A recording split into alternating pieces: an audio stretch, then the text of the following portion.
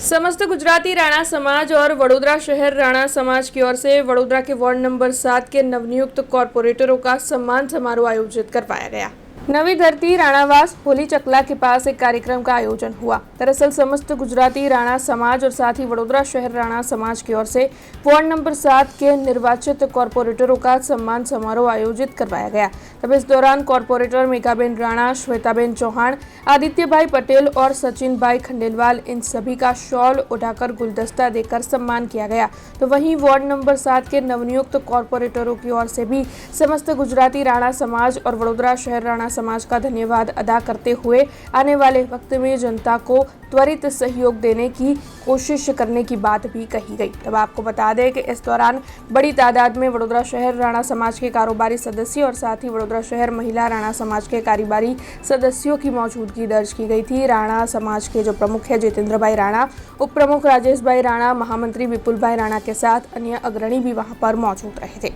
समस्त गुजराती राणा समाज અને વડોદરા રાણા સમાજના સંયુક્ત ઉપક્રમે આજે વોર્ડ નંબર 7ના નવનિર્વાચિત ચારે કાઉન્સિલરશ્રીના અભિવાદનનો કાર્યક્રમ નવી ધરતી રાણાવાસ ખાતે યોજાયો છે। સંસ્થાના પ્રમુખ શ્રી જીતુભાઈ રાણા અને તમામ હોદ્દેદારશ્રીઓ અને સમગ્ર વડોદરામાં પથરાયેલા રાણા સમાજના અલગ અલગ જનપ્રતિનિધિઓ અને શુભેચ્છકો દ્વારા આજે ચારે કાઉન્સિલરશ્રીઓનું અભિવાદન સન્માન સમારંભ થયું છે।